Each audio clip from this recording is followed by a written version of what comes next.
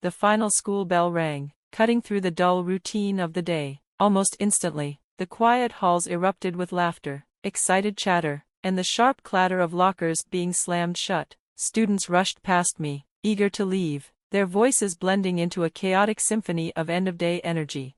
I, Lucia, stood in the middle of it all, taking in the familiar scene. This had been my world for the past 17 years, since the day I had first stepped into a classroom as a teacher. Back then, fresh out of college and filled with enthusiasm, I had chosen this path despite my parents' warnings. They had wanted something more stable for me, something they thought would offer security, accounting, law, or even medicine, but I couldn't imagine spending my life buried in numbers or tangled in endless legal arguments. Miss Lookie, a small hand tugged at my sleeve. I looked down to find Maggie, one of my most curious students, bouncing excitedly on her toes. Her bright eyes sparkled, her face full of eagerness. "Can I stay after school today? I finished all my homework, and I really want to talk about that book you mentioned." I couldn't help but smile. Maggie was one of those rare students who had an endless hunger for learning. Most days, she would stay after class, brimming with questions about everything from the mysteries of space to the meaning of Shakespearean poetry. "Of course, kiddo," I said, giving her a playful ruffle on the head, "but only if we grab a snack first. No deep discussions on an empty stomach." She giggled. "Deal." As the school day wrapped up, I watched Maggie skip toward the front entrance, scanning the crowd for her usual ride home. But today, something was different. Instead of her mother, a tall man stood waiting for her. He had broad shoulders and an easy smile that lit up his entire face. "Hey, Maggie," he greeted warmly, bending down to meet her height. Maggie's face lit up. With an excited squeal, she launched herself into his arms. "Uncle Liam." She turned to me with a grin. "Miss Lookie, this is my uncle, he's the best." Liam extended a hand toward me. "Nice to meet you. Maggie talks about you all the time." I shook his hand, surprised by the firmness of his grip and the way his gaze lingered just a second too long. I felt warmth rise to my cheeks. "So, Miss Lookie," Liam said, his voice teasing, "you must have superpowers to keep this little whirlwind focused all day." Maggie giggled, and I found myself smiling back. "She's a bright one, a joy to teach." Over the next few weeks, Liam became a regular presence at afternoon pickups. At first, our conversations were short and polite, but as time went on, the awkwardness melted away. He was easy to talk to, with a sharp wit and a way of making everyday topics feel interesting. One afternoon, as Maggie sat in a corner of the classroom, completely absorbed in a book I had lent her, Liam lingered a little longer than usual. "Listen, Miss Lookie," he said, rubbing the back of his neck, "this might be a little sudden, but would you like to grab a coffee sometime, just the two of us?" I felt my heart race. Before I could overthink it, I blurted out, Sure." That coffee led to dinner, then to late-night conversations and shared laughter. Soon, we were stealing moments together whenever we could, wrapped up in the kind of whirlwind romance I had only read about in books. A year later, Liam slipped a diamond ring onto my finger, and we were married in a small, intimate ceremony. At first, my parents were skeptical. They worried that we had moved too fast, but Liam's charm soon won them over. Life felt perfect. I had a loving husband, a kind mother-in-law, and Maggie, who had become like a little sister to me. But not everything was smooth. Liam's sister, Kayla, was a different story.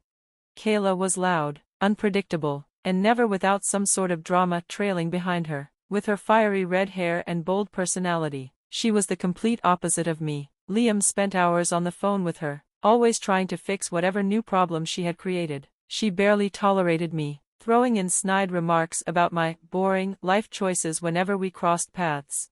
One night, after she made a particularly nasty comment about my old-fashioned values, I reached my limit. "Liam," I said as soon as she left, my voice low but firm, "Maggie needs more stability. Your sister is all over the place. She can't just drop in and out of her life whenever she pleases." Liam sighed, rubbing his temples. "She's my sister, Lucia. And Maggie's your niece." I shot back, "How long are you going to pretend everything is fine? That girl deserves a real parent, not just an occasional entertainer." Liam's expression hardened. "You don't understand." But I did understand. I could see what he refused to admit. Kayla wasn't going to change, and Maggie would always be caught in the middle of her chaos. and things only got worse. A few months after our wedding, we had a serious conversation about finances. I had started noticing that more and more of our money was disappearing.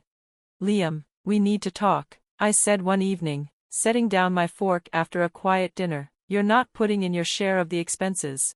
He leaned back in his chair. I could barely find my voice, but I managed to whisper, "It's Lucia." The woman on the other end of the call let out a chilling laugh, one that sent a shiver down my spine. It was cold, cruel, dripping with arrogance. "Oh, honey," she cooed mockingly, "you're old news. Liam's all about the future now, and that future is me. So, you might want to find a new place to hang your hat, okay?" Her words struck me like a slap. My fingers, suddenly numb, loosened their grip on the phone, and it slipped from my grasp. It hit the counter with a dull thud, but the sound barely registered. My mind was spinning, my heart pounding in my chest. Betrayal, it cut deep, like a knife twisting in my stomach. A sharp, searing pain spread through me, making it hard to breathe. Tears welled up in my eyes, blurring my vision as I clutched the crumpled divorce papers in my hand. This wasn't supposed to be my reality. The man I had once loved had moved on so easily, as if I had never mattered, as if I had been nothing more than a temporary placeholder in his life. I couldn't stay in that apartment for another second. The walls felt like they were closing in, suffocating me. My hands shook as I grabbed my car keys and fled, not even sure where I was going at first, but my heart knew. There was only one person I could turn to in this moment of despair, my mother-in-law, Mary. I barely remembered the drive, my mind clouded by anguish. When I finally reached her house, I stumbled up the front steps and knocked, my heart hammering. The door swung open, and Mary stood there, her eyes widening the moment she saw my tear-streaked face. Without hesitation, I collapsed into her arms, my body racked with sobs. She held me close, her warmth a stark contrast to the cold emptiness I had felt just moments before. Her steady presence gave me something to cling to as I poured out everything: Liam's betrayal, the woman on the phone, the divorce papers in my hand. As I spoke, a flicker of anger passed across Mary's face, her jaw tightening. She had always been a kind woman, but there was steel beneath her softness. "Lucia," she said firmly, "you'll stay with us. You don't have to go through this alone." I nodded, unable to speak past the lump in my throat. This wasn't the life I had envisioned, but I had no choice but to move forward. As I stepped into the house, a small hand tugged at my coat. I looked down to see Maggie, Liam's niece, peering up at me with wide, concerned eyes. "Auntie Lou, what's wrong?" she asked softly. Forcing a small smile, I knelt and wrapped her in a hug. "It's okay, sweetie, everything will be all right." As I held her close, a new resolve took root in me. This chapter of my life wasn't just about picking up the pieces, it was about rebuilding something stronger, something real. I had been deceived, but I refused to let that deception define me. And I knew exactly where to start. The next morning, I found myself standing outside the office of Remy Miller, one of the toughest attorneys in the city. She was known for her sharp mind and even sharper instincts in the courtroom. Her office was sleek, all chrome and leather, the air filled with the subtle scent of fine cigars. As I stepped inside, I straightened my posture, forcing my nerves down. "Divorce," I said firmly, "and financial compensation." Remy studied me, her eyes glinting with interest. "Compelling, Lucia, but accusations alone won't hold up in court. We need solid evidence to expose your husband and his secrets." I knew just the man for the job. Mr. Matthias was a private investigator with a reputation for uncovering hidden truths. His weathered face told stories of a man who had seen the worst in people, and he wasted no time getting to work after I handed him a thick envelope of cash.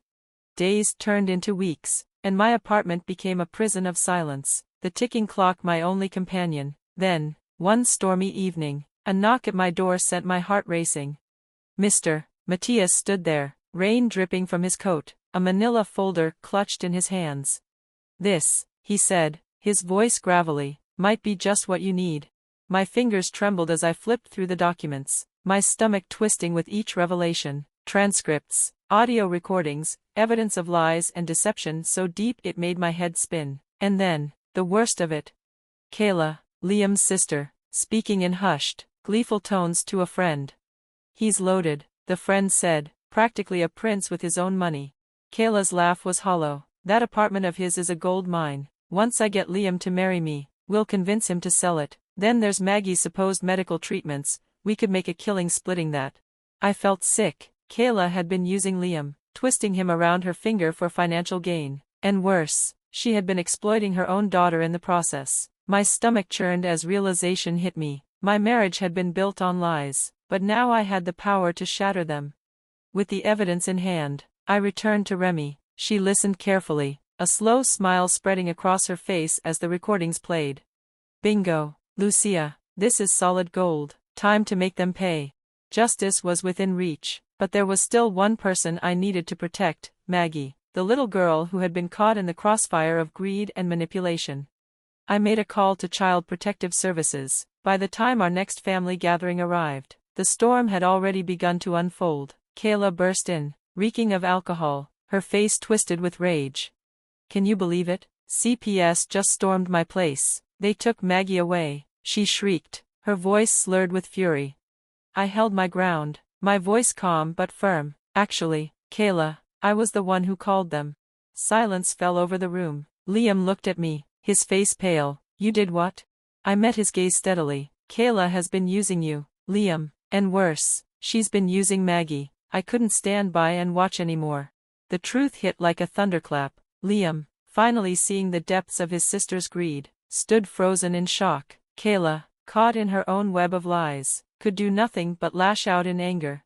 In the end, the courts ruled against her. Maggie, finally free from her mother's manipulation, was placed in Mary's care. Life moved forward, piece by piece. The house, once filled with sorrow, now echoed with Maggie's laughter. We had become a new kind of family, bonded not by blood, but by love and resilience. And as for me, I had finally found my way out of the darkness, ready to embrace the future on my own terms.